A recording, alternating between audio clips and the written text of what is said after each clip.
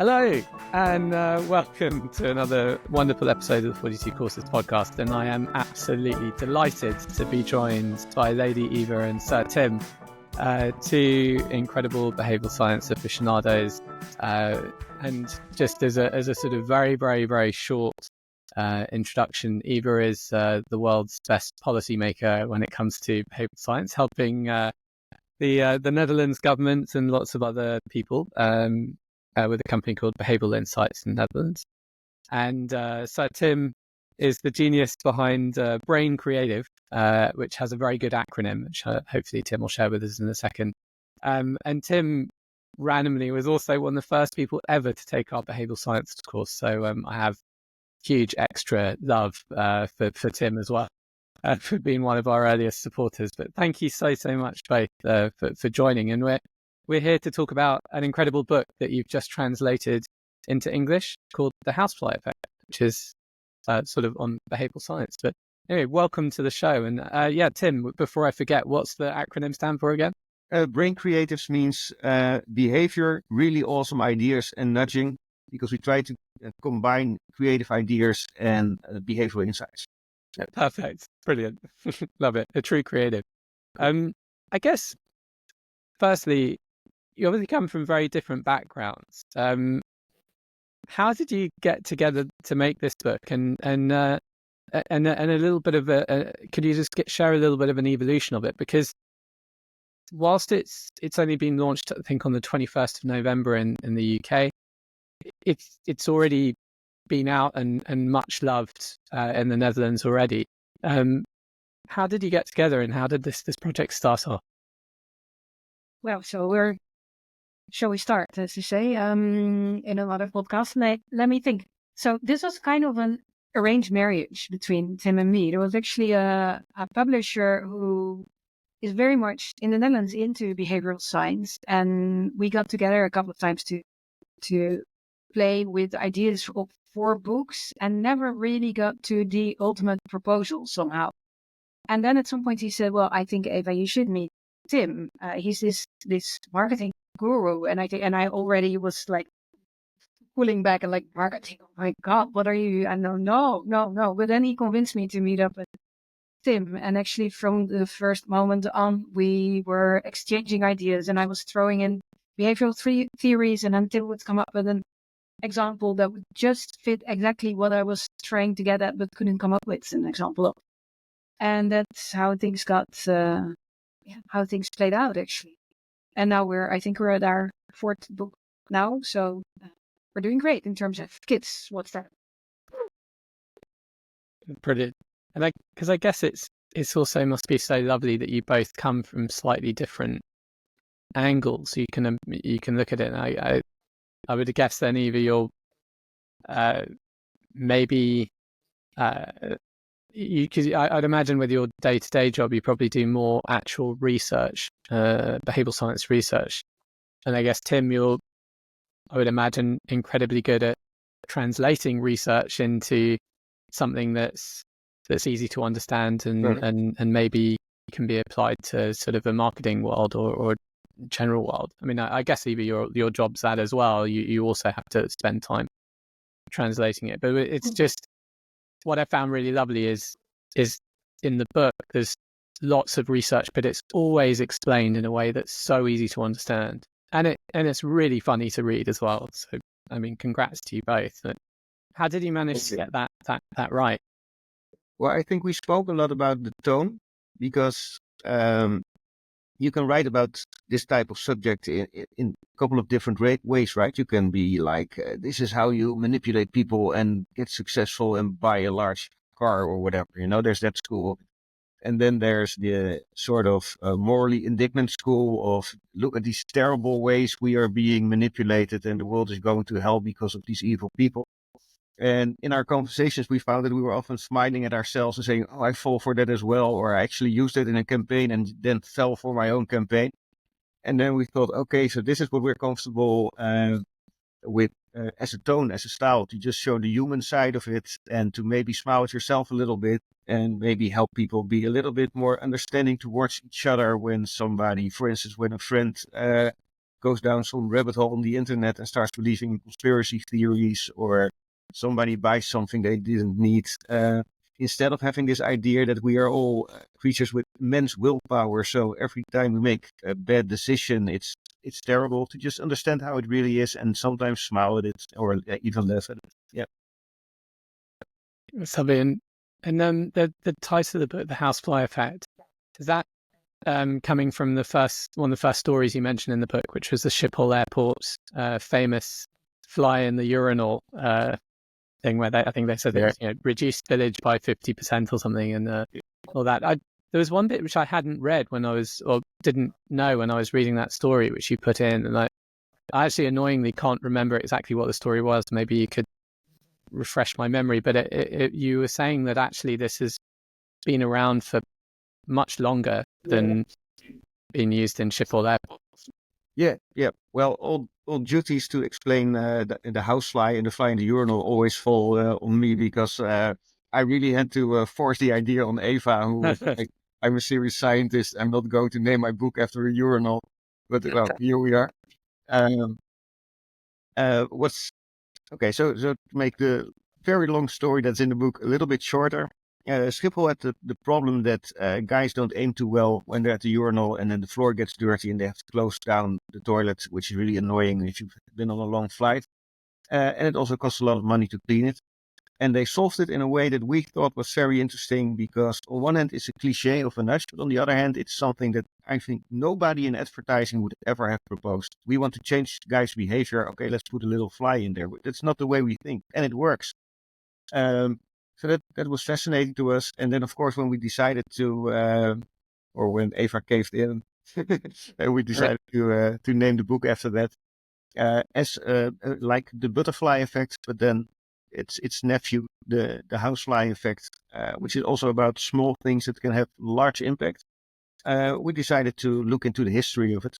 And we found that actually the oldest instance of it are little bees that are painted in urinals in the UK. And it's probably a pun, because in Latin a bee is called apis. Wow. Yeah. I wonder about the pun. I wonder whether that... I want it to be true. Yeah. I think I'm going to murder the Italian now, but it's something like si non e vere e bene trovato. If it's not true, it's well found. Let's say that about the apis. But and then in the Dutch military, I think in the 40s or 50s, there were little targets, which of course we understand. And then I think somebody who had been in the military worked at Schiphol and said, okay, let's take that little target and turn it into something that flies, which makes sense as well. So that's how the fly became famous. As a side note, actually in the book, Eva promises to get a housefly tattoo if we get to a 4th print, and we're now at the 7th print and there's no tattoo. There is some point in doing it. Maybe when it gets to the 4th print in English, then get the fly tattoo. Now we're all set. Yeah. But I mean, it is marvelous that there are all these very small things that have a massively disproportional effect on our behavior. I mean, what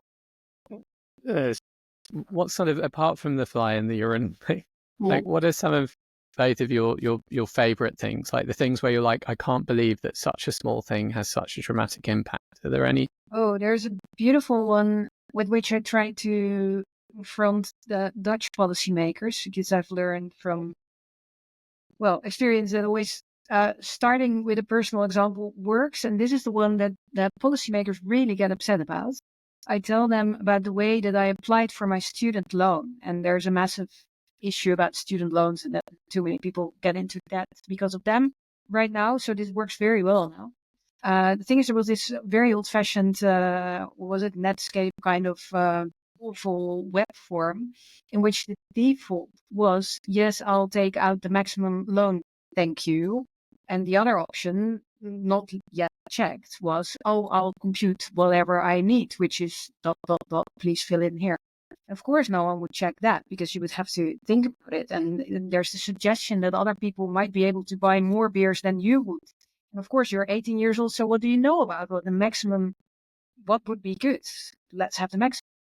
And there's statistics that show that after some kind of a web designer took out this default checkbox, I think the number of people that kept it checked dropped from 77%, that was them, I guess, to 11%.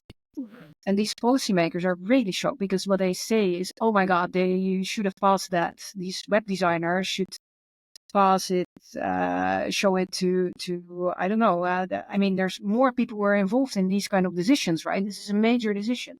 No, there's hundreds and thousands of these kind of decisions in departments, ministries, every day, of course. And this is the kind of thing that gets people thinking, oh man, such tiny little thingies have such a big influence on whatever we try to achieve. We'd better pay attention now. And I think that is basically what the core message of our book is. Do test, do try this at home. Small things have enormous influence every now and then. And it's hard to predict when, right? And I guess it's also very important because that web developer who made that, maybe in this case they were asked to change the default and they had to think about it. But I think so often in our day-to-day roles, regardless of what job we have, we often have to put forward suggestions or defaults that we're not necessarily thinking very deeply about, which will have dramatic impacts on other people in the world and how the decisions that they make, or the things that they decide to do, or products they decide to buy. So it's another great reason why reading your book is actually so important. It maybe just will help the end reader think, oh gosh, actually, when I'm writing this email to my boss, or when I'm putting forward these options, maybe need to think a bit more about it. And of course, we're evolved human beings that are trained for manipulating others, right? I mean, this is what we're good at. But the hard part is that there's so many regularities in how these options shape our behavior and the choice of the other people, and of our own behavior, of course, that it's hard to keep track, really.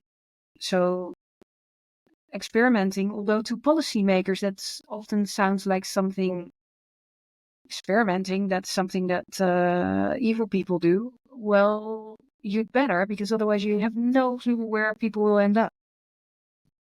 Tim, from your side, whether there's any research on this, but how often do you think we're being purposely manipulated versus accidentally manipulated? I think there's a lot of purposeful manipulation going on a very executional level. So people will still think about their brand in terms of brand love and purpose, and just terms that sound nice and that they find inspiring and that may be right or may be wrong, but don't really have a scientific base. And then when it's time to sell something, they'll be like, I'll make 7 online ads based on the 7 principles of Cialdini, and I'll just test them and have the system optimize them until one wins. And so I think we're being manipulative as in the marketing world on a very executional level, but actually maybe not manipulative, but insight driven enough at a strategic level. For instance, if you do test 7 appeals in sales, and let's say social proof wins, this is the most successful one, many organizations and brands will still say, okay, so we need to have our activation, our sales ads need to be about lots of people are using this. Whereas it would make sense to say, well, if this is such an important appeal in my market and for my brand and for my audience, maybe my brand strategy should be more about the social element, for instance. But we don't really think from the bottom to the top in that way yet.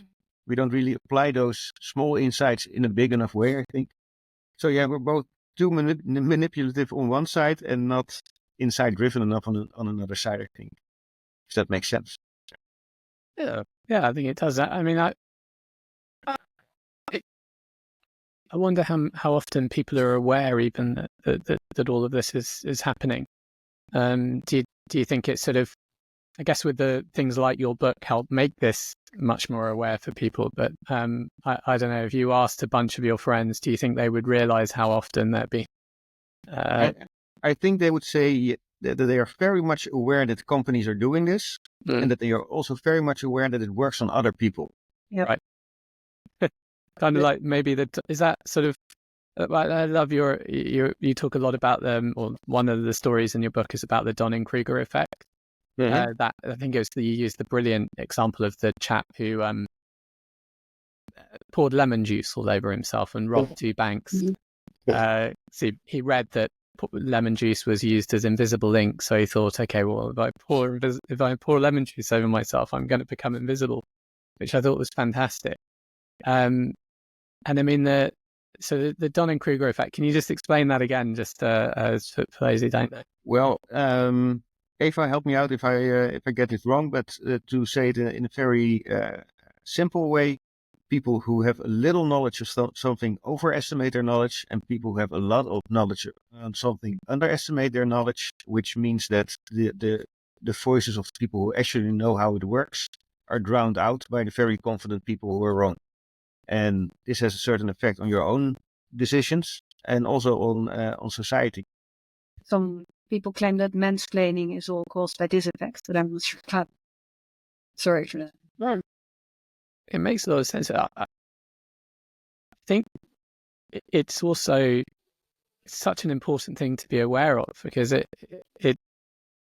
you see this so often, particularly in mainstream media, where you have these sort of professionals who aren't professionals at all coming onto TV and magazines or newspapers explaining how or why something has happened, and they actually have no or very little previous expertise in the subject area. And that it does seem to be that, I don't know, how do we overcome that? How do we actually, are there some things that we can do so that when we do have really good knowledge on a particular subject area, that we can increase our own confidence to actually... So it's such an intriguing topic, I find. I just yesterday read this paper on horse betting and how actually the people who are really good at horse betting don't make more money than basically randomizers or people who just go to these websites for the first time. And to me, that was absolutely like, but come on, we must have realized at some point, right, that you're not making money because of that. The thing is, the betting agencies, of course, are the smartest. So they know that, they sort of correct for that. This was a very decent paper. But still, I was shocked by how good we are at overestimating our own, how smart we are, how good we are at things. What do you do against it? Well, write down how many times you lose. Actually, I'm trying to make these Dutch policymakers aware of it by letting them predict really what will come of their new policy measures. Let them predict quantitatively how much effect they think they'll have, so that at least they'll update their ideas about it. But it takes so much effort to convince people to come up with a number. Like, they find it so scary, which it is, of course. I mean, there goes our self-image. I find it scary. I also find that it helps to define how much knowledge you need to reach your goals, for instance, because there's an infinite amount of knowledge out there. So you need to have some sort of criterion of what is enough or what is the ideal amount. And as long as you tie it to, okay, my situation is that somebody's going to do a marketing campaign anyway, and they're going to do it within 6 months, and they need the best advice they can get. Do I know everything I need to know to give them that? And if I don't, where am I going to find it? Who's going to help me with that? Who am I going to hire or ask for a favor or whatever? So to not look at knowledge as this fastness, but as something, as a tool that has a use. And then you can say, do I have all the tools I need? Okay, cool. Do I not have all the tools I need? Where do I find them? That helps. I also find it helps to have, I think, Eva, you explained this to me, that we are better at estimating how smart somebody else is than to estimate it for ourselves. Oh, wow. So to actually have someone you cooperate with and say, look, I think it works this way, but am I missing something? Maybe very helpful. I think so I used to study artificial intelligence, and back then we were into expert recommendation systems and how to sell these things to, for instance, GPs or doctors in general. It was so hard back then to convince someone to really update their own idea of, or their hypothesis about what was wrong with someone, according to a recommendation from a machine. And now all of a sudden this really seems to kick in nowadays. But back then already, it was clear that some of these decisions were better made by machines or computers. It's just super hard to sell to people that there's someone else who knows better. So lots of our efforts went into persuasion techniques to sell these things, or to at least get people to try them and to evaluate them. And it's, And I think in advertising, the problem we have is that we had a head start. The great advertising strategists of the past just had an incredible intuition for the stuff that science later actually could put a name on. So we basically thought we had a great intuition for everything, which turns out it's rather hit and miss, right?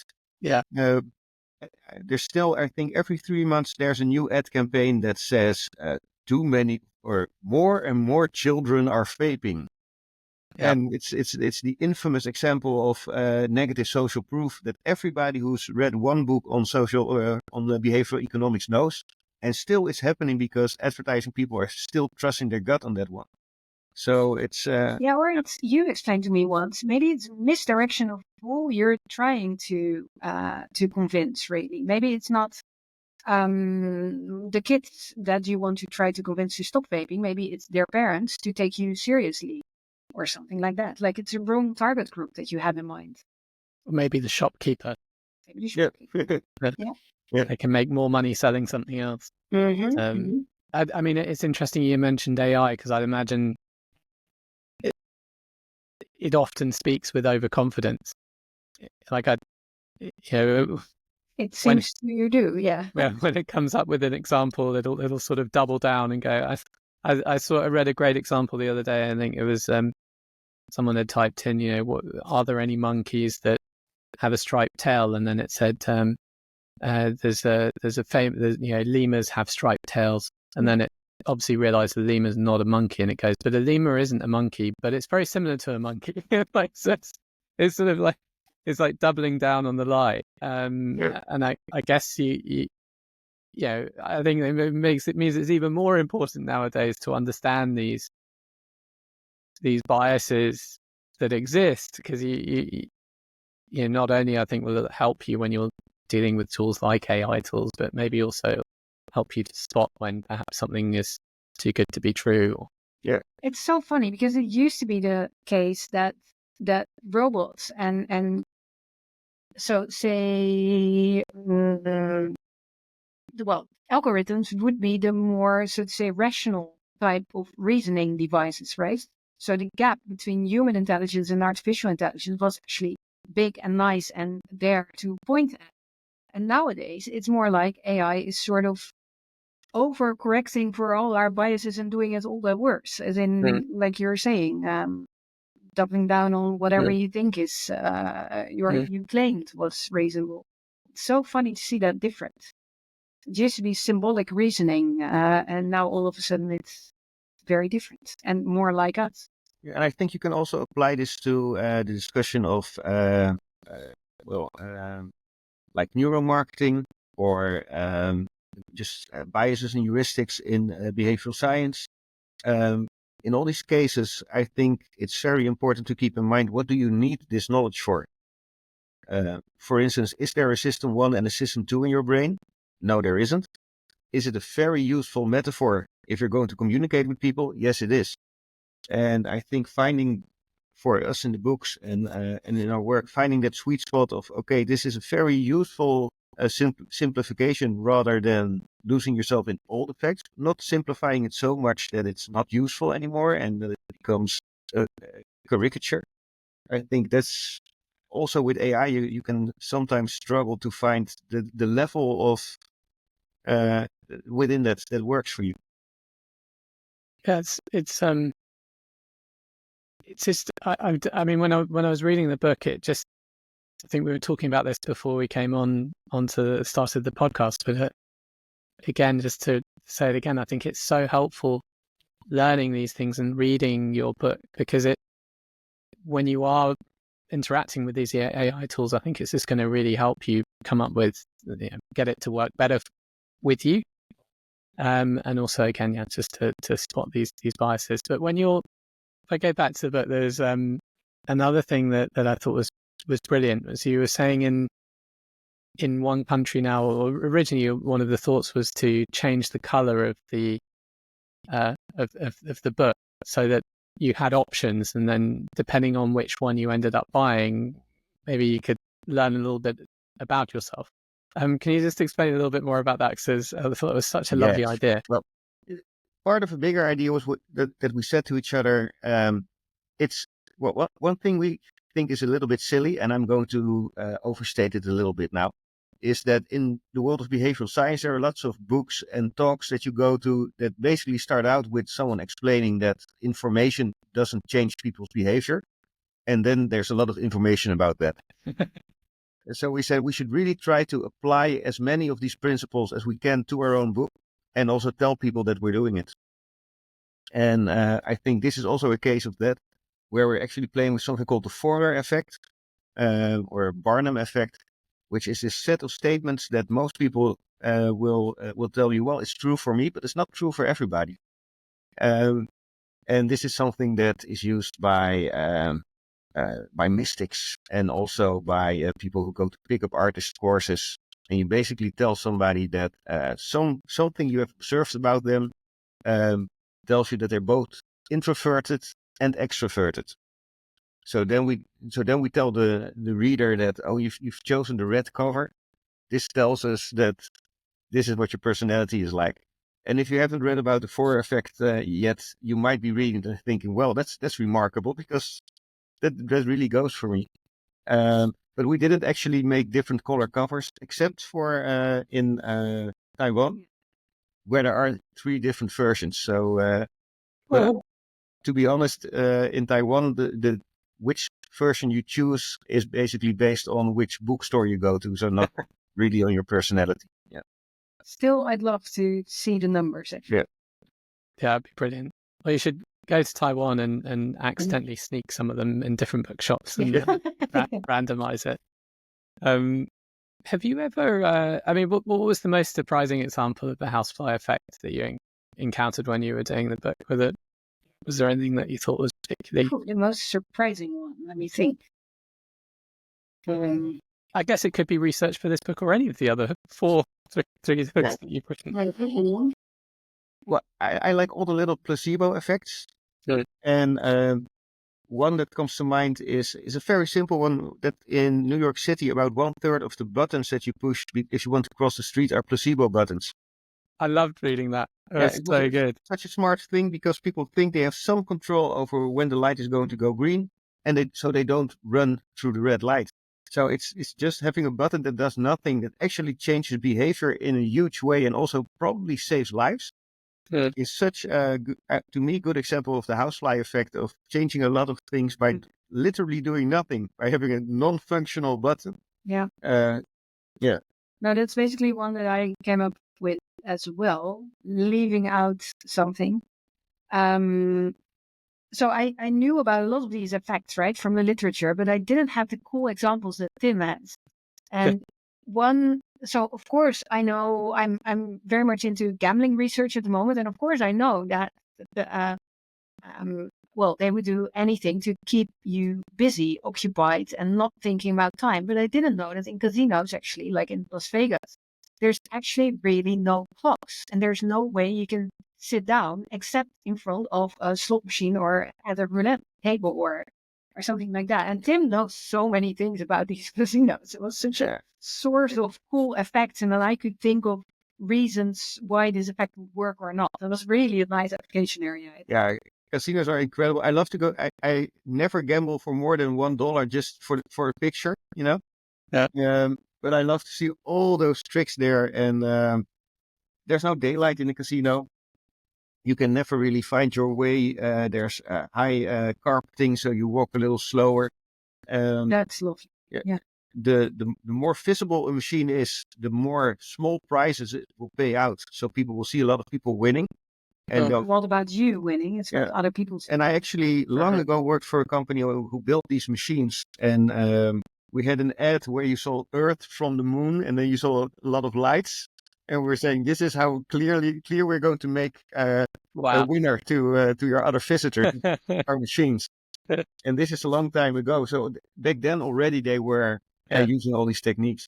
And then once you have those famous casino techniques in mind, and you go to like a large furniture store in Europe or in England, hey, there's no daylight here, and hey, there's no clocks here, and all that lots of same stuff going on, really.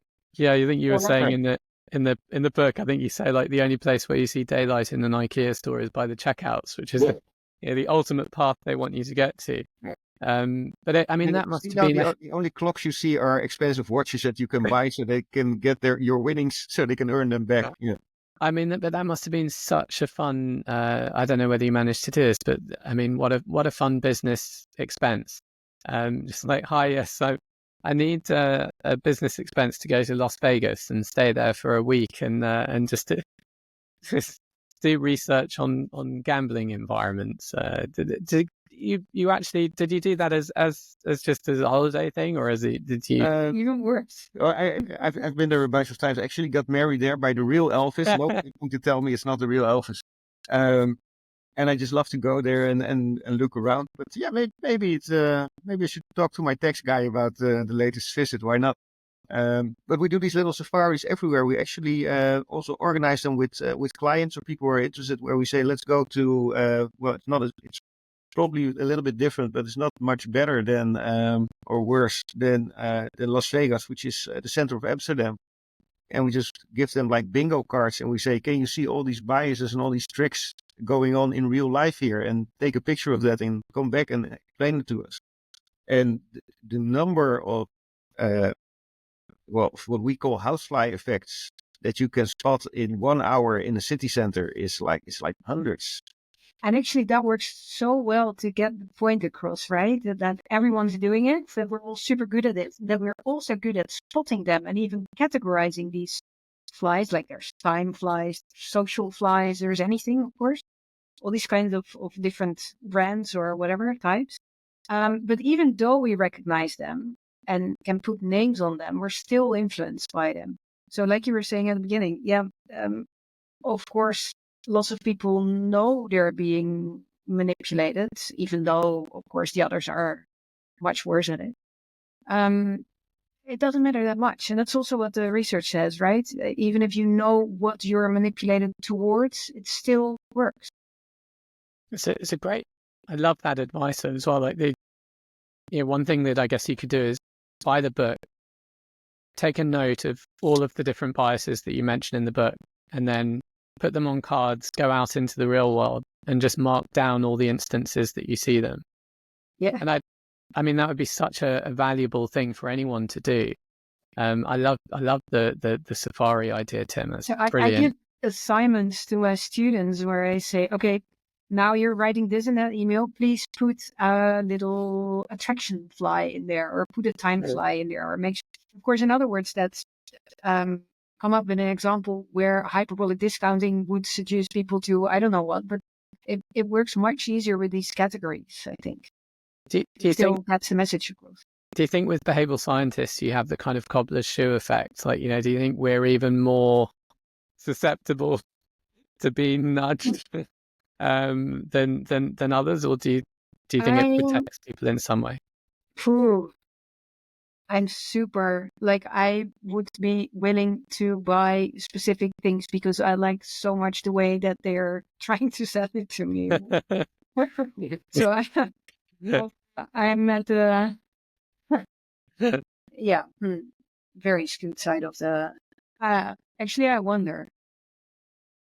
I think you're right. I actually think it doesn't matter much, right? Right. How much we know about it. I do think there are these situations where you're like, well, okay, so like you're in a nice restaurant and you know they're upselling you and you can tell what the technique is, and you still think, you know what, it's Saturday night, I'm out with my wife, we're having a good time, let's have it, come on. Trick my brain into thinking it's worth. You can sort of see it and go along with it and enjoy going along with it, not be angry that it costs you money or whatever. You say, okay, then why not? Let's do it. I think if you are into this and after writing the book, I think I'm a little better at not going into environments where I know I will be vulnerable to this stuff. I'm a guitar player and I like guitar effects pedals. They're like my weakness. I have far too many of them. If a friend says I'm thinking about buying, a delay or an echo pedal, I'll be like, come by and borrow 3 or 4 of mine to see if you like. And I know if it's Saturday afternoon and I walk past a nice music store and go in there, I will go out there with a pedal I don't need. I know that will happen. So instead of going in there and trying to use my willpower not to do it, I know that the decision to enter the store is the decision to buy a pedal. And this helps me make a better decision, I suppose. Metacognition, I guess. Don't you love it? So it reminds me of Tim had this brilliant idea that we should make a movie out of like a romantic comedy. Actually. In which we would both, what was the plan again? We would both come up with behaviorally inspired ideas to seduce the other, of course. And then the other would have to find ideas to prevent that from happening, and we would see who would win in the end. That was metacognition into the... And in the end, love would win, obviously. We'll see. 4 books into the movie. But I think then Ariely actually contributed to like thriller series around biases and heuristics where they solve murders through these ideas. It just shows that people really like those biases and heuristics. And some people within behavioral science are like, yeah, but that's kid stuff and there's so much more to it. But we think it's like a perfect gateway drug to the serious research and stuff like that. And just so much fun to recognize one in the wild and to know what it's called and to discuss that. Yeah, that TV show is brilliant. We're making a course with Dan Ariely at the moment, and he shared the TV show with us. It's so good. It's called The Irrational. Annoyingly very hard to watch if you're in Europe, but if you're in the US, good news, you can watch it anytime. And it's fascinating. It's kind of like a sort of Sherlock Holmesy type show. But yeah, it is fascinating. I know we're kind of running out of time, but I guess the sort of to try and close things off a little bit. But obviously, first up, whatever you're doing right now when you're listening to this, stop and just take a second to go onto Amazon or go to that local bookstore and pop in and buy the book. It really is brilliant. If you want something that's going to put a smile on your face and teach you a huge amount in a very enjoyable way, do go out and get the book. And obviously, if you're a government looking for incredible policy making, get in touch with Eva. And if you're a marketer and you want some fantastic behavioural science advice, get in touch with Tim as well. But just before we go, would there be there's 2 things. Is like, one, what's the easiest way to get in touch with you both? And second would be, out of all of the research that you've done, is there kind of one actionable tip that you would leave as a kind of helpful, handy tip for anyone listening? So the bigger tool that I'm advocating, I guess, is do try this at home, like anywhere, at any moment in your life. I think most people that will listen to your podcast will be curious, and the coolest thing to do, the way to get the feeling that you're having some kind of impact on anything, is by experimenting and seeing what works better. And it's just so incredibly nice to try out different behavioral mechanisms and see which one works best in the environment that you're working in, or that you're training your toddler or your teenager in, your partner, whatever. So I think that is the main thing I would like to get across. How much fun it is to do science with these things, to just experiment with 1 or 2 or 20 participants, I guess. That would be mine. Yeah. Mine would be what I think is really interesting is we have all these famous examples and biases and heuristics, and then somebody will approach that as if it were a law of nature. This always works better.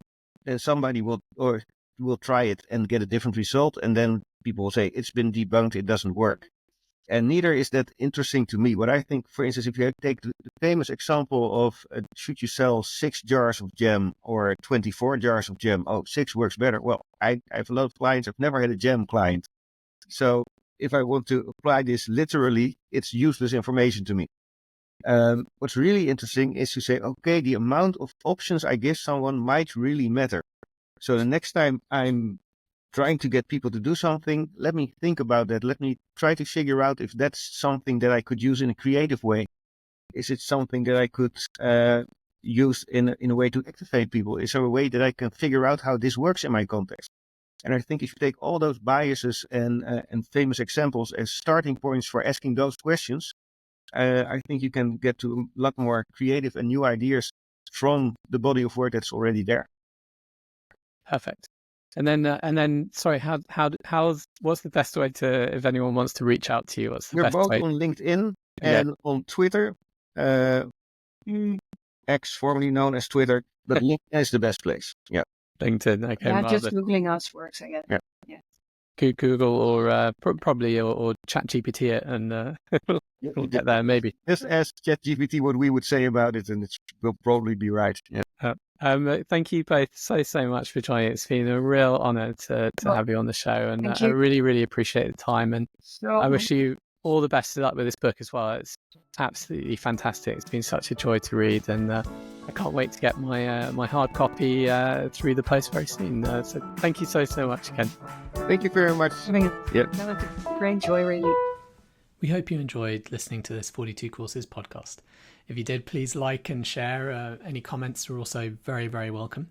And of course, if you want to learn more about us, visit our website at 42courses.com. Thanks again.